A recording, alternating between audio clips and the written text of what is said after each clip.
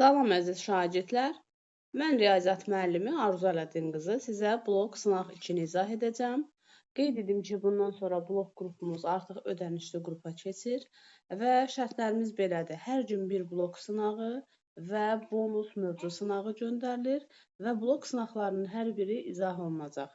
Sadəcə bir dəfə ödəniş olunur, daha ödəniş olunmayacaq. İkinci cəhd imtahanı bitənə qədər də, yəni sizin hər gün sınaqlarınız gələcək. Əlaqə nömrəmiz 051 641 88 34-dür. Gəlin baxaq birinci sualımıza. Deməli, deyir O nöqtəsi ABCD-yə düzgün beşbucaqlısının daxilinə çəkilmiş çevrənin mərkəzidir. Onda deyir ki, ABCO dördbucaqlısının sahəsi 36-dır. Uşaqlar, əgər çevrənin mərkəzidirsə, onda belə çıxır ki, baxın burada bu üç bucaqlar 1, 2, 3. Bunlar üçü də bir-birinə bərabərdir. Və mənə deyir ki, ABCO, ABCO. Buradan da bir xətt çəksin, bunlar da ikisi bir-birinə bərabərdir. Onda deyə bilərəmmi ki, 2S bərabərdir 36 və buradan da S bərabər olur 36-ın 2-yə bölsəz 18. Məndən soruşur AYDS, yəni rəng DSO. Rəngli hissəni soruşur. Rəngli hissədə 3 hissədən ibarət olduğuna görə 18 vurur 3 o da eləyir 54. Yəni Y variantı.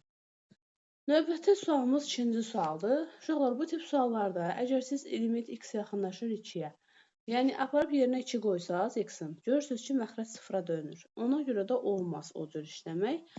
Yəni, məxrəc sıfır ola bilməz və biz nə edəcəyik? Gəlin ortaq məxrəcə gətirək, sonra işimizi görək. Deməli, ortaq məxrəc, bura x minus 2, x plus 2-dir. Ortaq məxrəcə gətirsək, ortaq məxrəcimiz x minus 2, vuraq x plus 2-dir. Bu hissəni vuraq x plus 2-yə, burada olacaq 1. Yazaq onda x plus 2, baxın, minus da 4. Sadələşdirsək, sürətdə olacaq x minus 2, x minus 2 vuraq x plus 2 də məxrəcdədir. X minus 2-lər gedir, yerdə qalır 1 bölək x plus 2. Və bundan sonra artıq siz 2-ni aparıb qoysaq, heç bir problem yaşamazsınız. 2 qoysaq, məxrəc olur 4, sürətdə 1, 4-də 1. Yəni, D variantı. Bir də uşaqlar, limitdə belə bir qayda var, lopitallaya bilərsiniz. Yəni, məqsədinizə çatana qədər lopitallıyırsınız. Yəni, belə deyək də, törəməsini tapırsınız. Ta ki, məxrəc sıfıra dönüşməsin. Üçüncü sualda deyir ki, ayın bərabərdir 15 üstəgəlsin 4 onda 2 çıx n ardıcıllığının ən kiçik həddini tapın.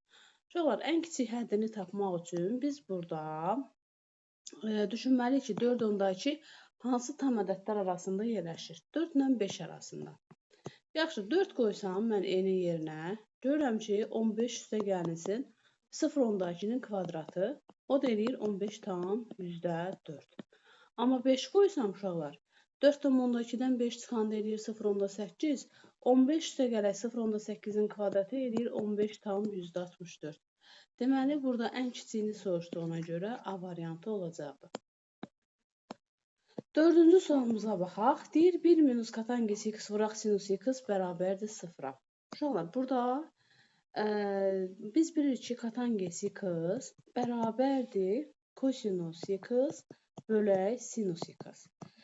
Siz yəqin ki, düşünürsünüz ki, hər birini ayrı-ayrıqda sıfıra bərabər eləyək. Problem deyil, sıfıra bərabər eləyək. Amma sinus x kənar kök olacaq. Nəyə görə? Çünki katangesi x bərabərdir kosinus x bölək sinus x.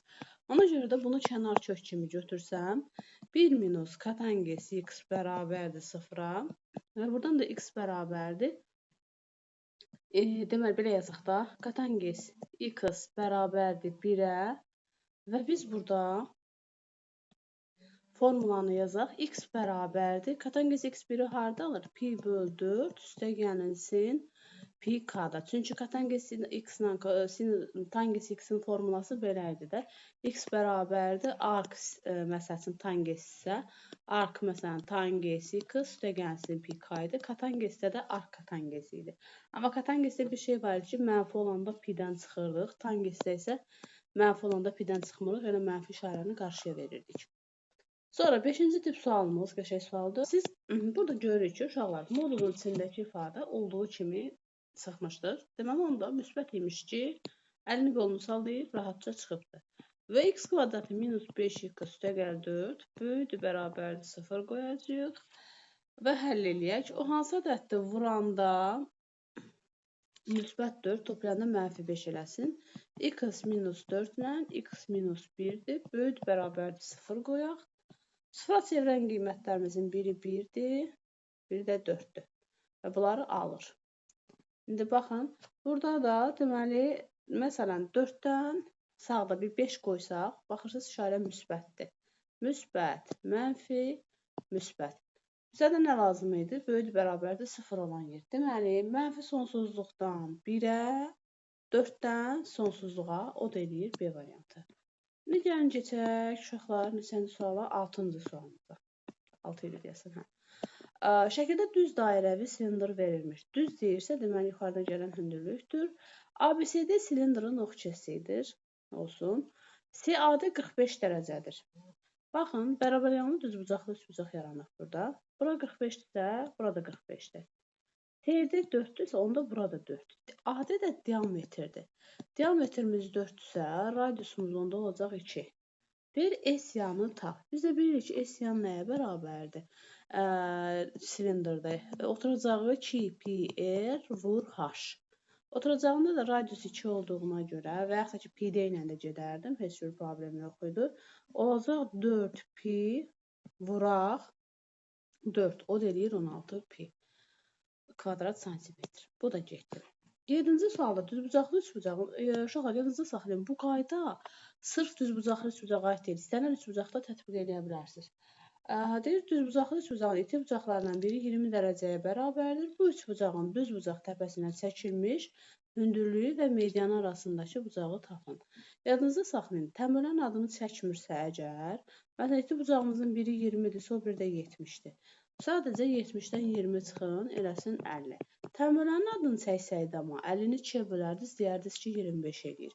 Yəni, bu qayda bütün üçbucaqlara tətbiq oluna bilər. Narahat olmayın, yoxlamışıq. Bu tip suallarda isə uşaqlar, gəlin bunu belə deyək də, 1-ə bölək sanki. Bölsək, baxın, birincidə alınacaq AB-də A plus B bərabərdir 4-ə. Bunu da sadələşdirsək, belə yaza bilərəm də, AB-də A, baxın, parça-parça edirəm, AB-də B. Deməli, onda belə çıxır ki, B-də 1, üstəgəl A-da 1 aldıq. Və o da bərabərdir 4-ə. Yazıram bir kənara B-də 1, üstə gələk A-da 1, o da bərabərdir 4-ə. Eyni minvalla getsək, alacağıq ki, B-də 1, üstə gəl C-də 1, bərabərdir 6. Yəni, eyni qayda ilə gedirik, yenə də parçalayırıq. Üçüncüdə də yenə də A-da 1, üstə gəl C-də 1, bərabərdir 8-ə. İndi bunların üçünü də toplasaq, ona nə alınacaq? Olacaq 2 dənə A-da 1, 2 dənə B-də 1, 2 dənə C-də 1, bərabərdir 18-ə. Hər tərəfi də 2-yə bölsək, olacaq A-da 1, üstəgəl B-də 1, üstəgəl C-də 1, bərabərdir 9-a. Yəni, cavabımız 9 olacaq. Növbəti 9-a baxaq. Deyir, paralel köçürmədə 3-4 nöqtəsi 1-2 nöqtəsinə keçərsə, hansı nöqtə B-2-5 nöqtəsinə keçər? Yəni, bu bilirsiniz nə deməkdir? A-mız 3-4 idi. Görəsən, başına nə iş gəlib ki, burada A olub, A-nın koordinatları 1 və 2 olub. Deməli, onda belə çıxır ki, X-dan 2 çıxıbmış ki, yəni 3-dən 2 çıxan da 1 eləyibdir. Y-də də -4-ün üstə 6 gəlibmiş. Yəni, üstə 6 gəlibdir. İndi mənə deyir ki, hansı nöqtə bax bu nöqtəyə keçər? Onda belə eləyək. X minus 2, mən bilirəm axı düsturu, bərabər olub -2-yə. Deməli, X-imiz olub -4. Sonra Y plus 6 bərabər olub müsbət 5-ə. Deməli, Y-imiz olub -1. Yəni, geriyə qayıtdım tənlik kimi. -4 və -1 nöqtəsi. Yəni, D variantı. Sonra 10-cu tip suala baxsaq, şualar bu asan bir şeydir. Hər tərəfi kosinus tasaq. Yəni, mən bilirəm ki, belə deyək də, pi bölü 3, 60 dərəcə. 60 dərəcədə sinus 30 deməkdir. Yəni 2-də 1-ə bərabərdir. 3x minus 1 bölü 2 bərabərdir 2-də 1-ə. Bunlar getdi. 3x minus 1 bərabərdir 1-ə. 3x bərabər olur 2-yə. X də bərabər olur 2 bölünsün 3-ə. Yəni B variantı. Növbəti sualımıza baxaq. Deyir ki, funksiyanın böhran nöqtələrini tapın. Funksiyanın böhran nöqtələrini tapanda, uşaqlar, törəməni biz orada sıfıra bərabər eləməliyik. Gəlin 3-də 1-i qarşıya çıxardaq. Baxın, 3-də 1-i qarşıya çıxartsam, x kubunun törəməsi.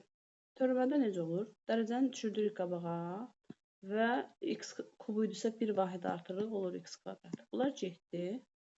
4x-in də törəməsi eləyir 4.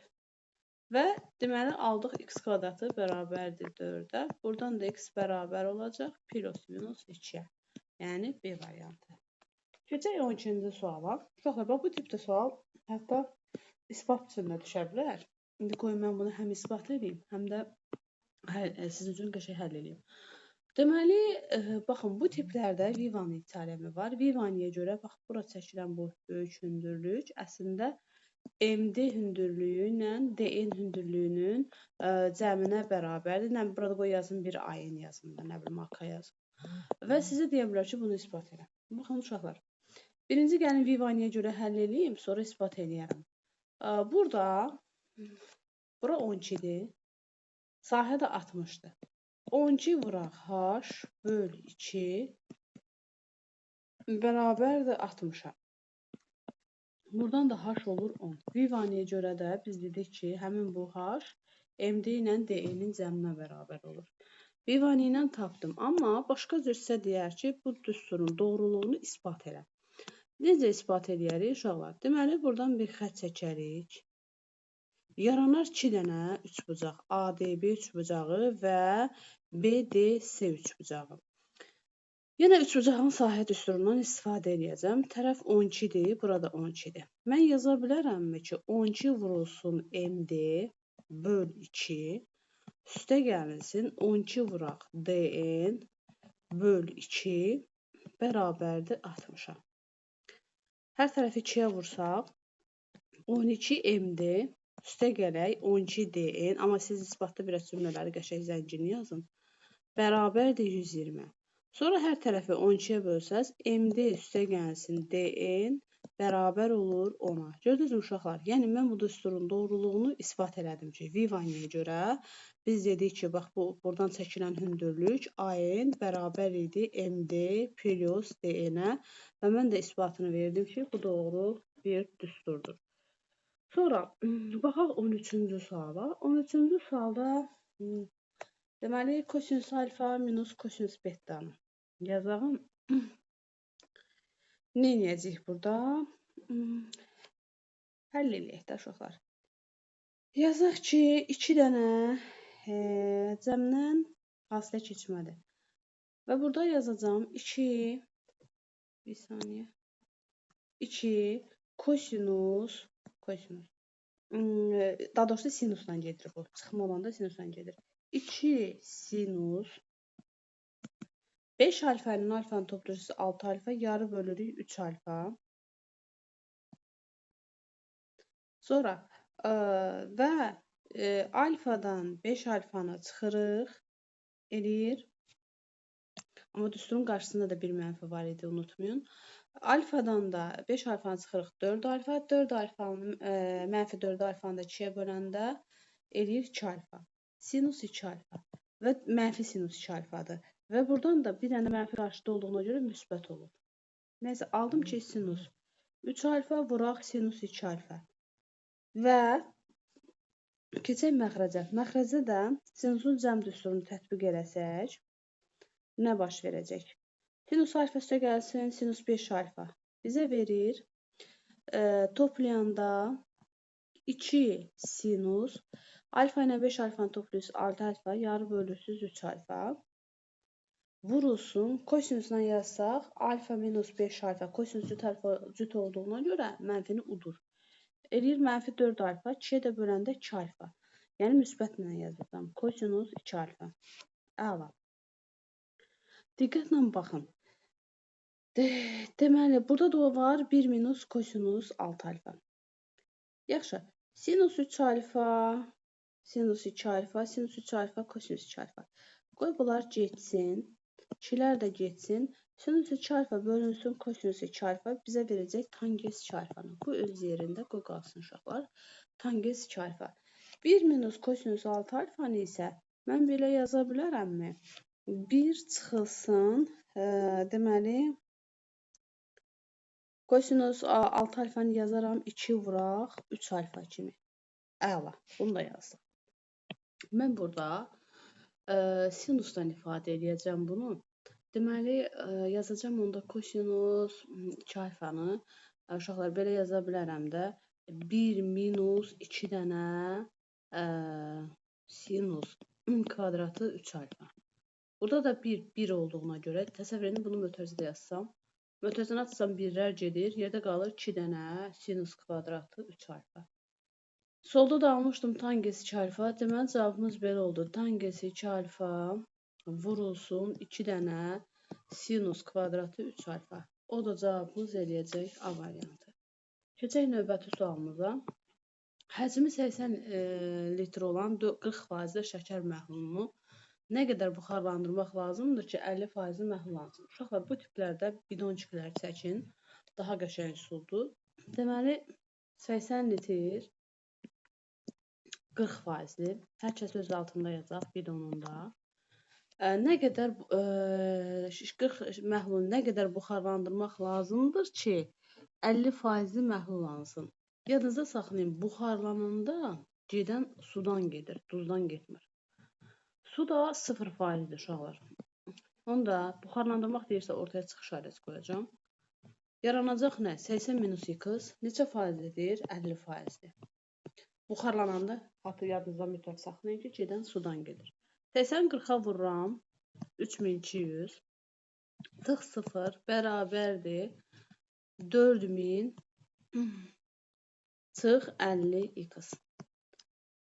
Və həll eləyəsi olsaq, 4000-dən 3200 çıxanda eləyir 800 bərabərdir 50x-a. Bunlar da gedir, x bərabər olur 16-ya. Deməli, D variantı. Növbəti sualımızda deyir, limit x yaxınlaşır sonsuzluğa, limiti hesablayın. Əslində, burada deyəsən bir dənə də bayaq limit var idi, amma uşaqlar 2 limit düşməz. 1 limit düşər. Və burada nə edirik? Yenə də ən yüksək dərəcə n-dir. Əslində kök 6-dır, ya biz n kvadratına böləcəyik. Baxın, n kvadratına bölsəm 4 qalır, n kvadratına bölsəm 0-a yaxınlaşır, bu da 0-a yaxınlaşır. Məxrəci n-ə bölsəm 4, bu da 0-a yaxınlaşdı. Deməli, sürətdə qaldı kök 4, məxrəcdə 4. 2, bu da 4. Cavab edir 2-də 1, yəni 0.5 Y variantı. Keçək növbəti sualımıza. Növbəti sualımız, deməli, 16-cı sualdır. 16-cı sualda belədir. 3 üstündə dərəcədə x kvadratı minus 4x üstə gəlir 3 bərabərdir. 3-də 1-i yazaram 3 üstü mənfi 1 kimi. Və burada olar x kvadratı minus 4x üstə gəl 3. Diqqətlə baxın.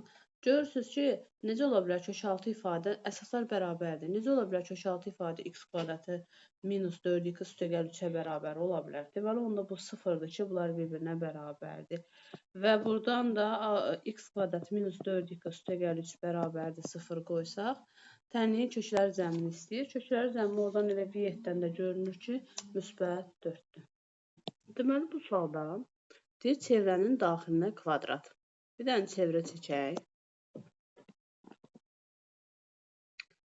Daxilinə kvadrat. Kvadratın tərəfi deyir 4 kökdə 2-dir. Uşaqlar, kvadratın tərəfi 4 kökdə 2-dirsə, diaqonalımız olacaq 4 kök altda 2, bıraq kök altda 2. O da bərabər yanı düzbucaqlı üçbucaqdan gəlir o qayda. Oldu 8. Deməli, onda radiusumuz bizim olur 4. Çünki diametr 8-dir. İndi deyir ki, xaricə çəkilmiş üçbucağın İndi bu çevrənin xaricə çəkilmiş üçbucağı olanda, xaricə çəkilmiş, baxın, düzgün üçbucaqdan söhbət gedir. Xaricinə bir dənə, üzr istəyirəm, biraz səliqəsiz çəkdim. Üçbucaq çəksək, biz bilirik ki, bərabər tərəfli üçbucağın daxilinə çəkilmiş çevrənin radiusu A kök 3 böl 6 ilə hesablanır. Mən də radiusu bilirəm. Radiusumuz 4-dür. Deməli, onda belə çıxır ki, A kök 3 bərabərdir 24-ə, A da bərabərdir 24 bölək kök 3-ə. Qoşmasına vursaq, kök 3-ə vururam. Baxın, cavab olacaq A bərabərdir 8 kök 3. A 8 kök 3-dürsə, perimetrimiz olacaq 8 kök 3 vur 3. O dediğiniz 24 kök 3. Yəni C variantı. Növbəti sualımıza baxaq. Deyir ki, deməli, 18 bərabərsizliyin ən kiçik tam həllini tapın. 18-ci sualı həll etmək üçün biz bilirik ki, məxrəc zaten müsbətdir, amma 5 qiymətini ala bilməz, çünki məxrəc 0 ola bilər. Onda yazırıq x minus 4 böyükdür 0-dan və x böyük olur 4-dən. Amma biz bilirik ki, 5-i ala bilməz. Deməli, belə çıxır ki, ən kiçik qiymət 6-dır. 19-cu sualda həcmi 144 pi kub santimetr, hündürlüyü 4 olan silindrin oturacağının radiusunu tapın. Biz bilirik ki, silindrin həcmi nəyə bərabərdir? S oturacaq vur H-a. Və 144 pini bölürəm 4-ə. Eləyir 36 pi. Deməli, oturacağının sahəsi 36 pi imiş. Və mən bilirəm ki, oturacağı dairə olduğuna görə pi kvadratı bərabərdir 36 pi yazsam, pilər gedər. Radius eləyər plus minus 6. Mənfi 6-nı da cavab kimi götürə bilmərəm. Müsbət 6 olacaq C variantı. 20-ci sualda deyir 4, 3 və C mənfi 7 nöqtələri ABCD rombunun qarşı təpələridir. Bu rombun diaqramlarının kəsişmə nöqtəsinin koordinatını tapın. Biz bilirik ki, rombun diaqramları kəsişir və kəsişmə nöqtəsində yarıya bölünür və burada bir növ parçanın orta nöqtəsinin koordinatları kimi gəlir. Ona görə də biz 4 ilə mənfi 8-i toplasaq, eləyir mənfi 4. 2-yə bölsək mənfi 2. 3 ilə 7-ni toplasaq 10, yarı bölsək 5. Mənfi 2 və 5 hardadır? A variantında. Sonra keçək 21-ci sualımıza. 21-ci tip sualı həll etmək istəyiriksə, 11-in kvadratını ortaq, bax belə yazaq da uşaqlar. 11-in kvadratı üstə gələk, 33-ü yazıram 3-ün kvadratı vur 11-in kvadratı, üstə gələk 4-ün kvadratı vur 11-in kvadratı kimi yaza bilərəm. 11-in kvadratını ortaq vuruq kimi çıxartsam, yerdə qalacaq 1, üstə gəl 3-ün kvadratı, üstə gəl 4-ün kvadratı. O da eləyir 11-in kvadratı vurulsun 10, 16. Deməli, 16 üstə gəl 9, 25, 26. 26-nı da yazaram 2 vur 13 kimi. Deməli, mənim sadə vuruqlarım 11-dir, 2-dir, 13-dür. Ən böyük sadə vuruğumuz olur 13. 22-ci tip sual Bernoulli sınağı ilə həll olunacaq uşaqlar. Nə deməkdir bu? Deməli, deyir ki, hədəfə atəş açan atıcının hədəfə vurma ehtimalı 0.6-dır. Uşaqlar 0.6 vurma ehtimalıdırsa, vurmama ehtimalı 1-dən çıxsaq 0.4-dür. Qabağına bir dənə ulduz yazıram. Çünki Bernoulli-də bu bizə lazımdır. Və deyir ki, atıcı hədəfə 4 atəş açır. Kamizon 4-dən, ikisini vurması 4-dən 2. Vurulsun. Hədəfi vurma ehtimalı 0.6. 16-nı ixtisar etsək 5-də 3 deməkdir. Yazıram 5-də 3-ün. Neçə dəfə vuracaq? 2 dəfə. Vuraq. 10-da 4 də nə deməkdir? 5-də 2 deməkdir. Neçə dəfə də vurmayacaq? 2 dəfə də vurmayacaq. Yəni 2 dəfəsində vuracaq, 2 dəfəsində vurmayacaq. Və biz bunu həll eləyəsi olsaq, deməli, kamizon 4-dən 2 nə verir bizə? 4 faktorial bölünsün 4 minus 2, 2 faktorial, vuraq 2 faktorial. 24 böl 4 bu eləyir 6. Vurulsun 25-də 9, o da vurulsun 25-də 4. Ümid siz necə eləyər uşaqlar? Rahat hesablamaq üçün. hər tərəfi sürətli məxrəci 16-ya vuraram. Baxın, buranda vuraram 16-ya. Buranda vuraram 16-ya. Və alaram 10.000-də, səhv etmirəmsə 3456 olacaq Y variantı. Növbəti sualımıza baxaq. Deməli, 23-ə baxaq. Deyir, mərkəzi O nöqtəsində olan çevrə üçün uyğunluğu müəyyən edin. Uşaqlar, burada biz bilirik ki, çərpənək qaydasından istifadə eləsək, bura alfadırsa, bura da alfadır. Daxili bucaq söykəndiyi qövsün yarısıdır. Onda belə çıxır ki, baxın, bu daxili bucaq 25/35 60-dırsa, alfamız eləyəcək 120. Getdi A variantı. 1-ə A. Sonra, məsələn, baxın, bura betadırsa, bura 2 betadır. Çünki daxili bucaq söykəndiyi qövsün yarısıdır.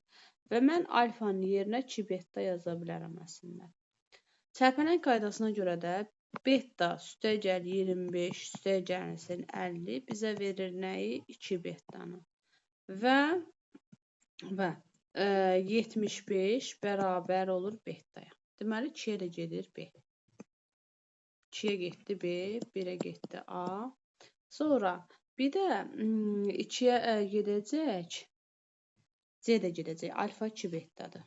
Burada yazaq. 3-də də yenə həmin şey. Bura 130-dursa, bu da 130-dur. Daxili bucaq söykəndiyi qövsün yarısıdırsa, onda bizim alfamız eləyəcək. Deməli, nə qədər? 65 dərəcə. Buraya yazaq 65. Alfaya yazıram 65 və mən çərpənək qaydasına görə bilirəm ki, 65 üstəgəl beta üstəgəl 30 bizə verir nə? 130. Və buradan da betanı alıram. 130-dan 95 çıxanda eləyəcək 35. Və bizdən nə soruşur? Deyir, uyğunluğa baxaq. Betamız 35, alfamız 65. Deməli, alfa üstəgəl beta 35 üstəgəl 65 bizə verir 100. 3-ə də getdi Y variantı. Sonra baxaq növbəti sualımıza 24-də. Əkov M-in 72-dir. M bərabərdir 8 vurulsun 3 üstü x plus 1 və N də 18 üstü x olarsa bizdən soruşur M-i. M-i tapdıyır. Gəlin 72-ni sadə vuruqlara ayıraq. 72-ni sadə vuruqlara ayırıram. 36, 2, 18, 2, 9, 3, 3. Yəni belə deyək də 8 vur 9 kimi də 2-nin kubu vur 3-ün kvadratı. Burada 8-də 2-nin kubu var. Deməli, onda 18 üstü x-i da yaza bilərəm ki, 2 üstü x vuraq 2 vur 9 kimi düşünsək də 3-ün kvadratı üstü 2x. Və belə çıxır ki, uşaqlar, 2-nin kubu burada da var, burada da var. Onda 3 üstü x plus 1 bərabər olacaq 3-ün kvadratına. Və belə çıxır ki, x plus 1 bərabərdir 2 və x-imiz 1-dir. Baxın, x 1-dir, həqiqətən də ödəyir həmişə. X-imiz 1-dirsə, məndən m-i soruşur. M-imiz nəyə bərabər idi? M, deməli, 8 vurulsun 3 üstündə 1 üstəgəl 1. O da eləyir 72.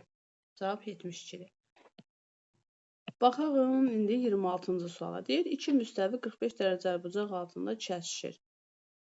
Və deyir ki, bu müstəvilərin birinin üzərində yerləşən M nöqtəsi, yazaq bura 45 dərəcə, rahat bir şey. M nöqtəsi digər müstəvidən 6/2 məsafədədir. Baxın, düzbucaqlı üçbucaq yaranır. Bərabər yanlı düzbucaqlı üçbucaqdır. Bu da 45 dərəcədir. Onda burada 6/2-dir. Və deyir, M nöqtəsində müstəvilərin kəsişmə nöqtəsi. Müstəvilərin kəsişmə nöqtəsi, yəni tirə qədər məsafə buradır. Mən də bilirəm ki, düzbucaqlı üçbucaqda katetlər 6/2-dirsə, hipotenuzumuz olacaq 6/2 vuraq kök altda 2. O da eləyir 12. Yəni cavab 12-dir. Sonra baxaq, deməli, 27-ci sualımıza. 27-ci tip sualda K-nın hansı natural qiymətində ifadəsi çoxhədli olar? Mən bilirəm ki, çoxhədli olması üçün dərəcə 0 və yaxud natural ədəd olmalıdır. Dəyişən modulun içində olmamalıdır. Ondan sonra kökün altda olmamalıdır, dəyişən məxrəcdə olmamalıdır, dəyişənin üstü mənfi olmamalıdır. Həmin şərtləri nəzərə alsaq, k minus 3 böyüdür bərabərdir 0 götürsək, k böyüdür bərabər olacaq 3-dən uşaqlar. Bir də məsələn, bax sizə verə bilər loqaritma x. Bu çox hədli deyil. Sinus x çox hədli deyil. Amma sinus 30-un özü çox hədli ola bilər. Çünki konkret qiymət alır. Deməli, burada k böyüdür bərabərdir 3-dən, sonra 10 minus k böyüdür bərabərdir 0, k kiçikdir bərabərdir 10-dan. Deməli, bizim k-mız 3 ilə oran arasında qiymət alır. Lakin həm də 18-ə bölünən ədəd olmalıdır. Deyir, dərəcəsi ən böyük olar. 3 qoysaq, k-nın hansı natural qiymətində? Baxın uşaqlar, 3 qoysaq 0, burada 7 olar, burada 6 olar. Çünki başqasını qoysaq, bu aralıqda 18-ə bölünən ədəd 3 və 6-dır. 6 qoysaq, dərəcə 4 olacaq. Amma 3 qoysaq, dərəcəmiz 7 olacaq. Yəni, k-nın 3 qiymətində. Başlayırıq situasiya suallarımıza. Deyir ki, sahibkar Əli bəy düzbucaqlı formalı torpaq sahəsində müasir bir istixana tikmək qərarına gəlir. Torpaq sahəsinin uzunluğu enindən 20 metr çoxdur. Və bu sahənin ətrafına çəkilmiş hasarın ümumi uzunluğu 200 metrdir. Uşaqlar, hasarın ümumi uzunluğu 200 metrdirsə, deməli perimetri əslində bizə veribdir. Və mən burada nə edəcəm? Fənlik qururam. Yazıram ki, əgər perimetr 200-dürsə, əslində belə də eləyə bilərsiniz. Eni ilə uzunluğunun cəmi 100-dür. Yazaq bunu bura. 2x bərabərdir 100-dən 20 çıxırsınız 80, x də bərabərdir 40. Deməli, tərəfinizin biri 40-dır, biri də 80-dır. Bunu yazaq bir yerə. 40 və 80. İndi mənə deyir ki, 28-ci sualda istixananın tikiləcəyi torpaq sahəsinin enini və uzunluğunu tapdıq. Daha sonra bu sahənin daxilində bütün tərəflərdən 2 metr boşluq.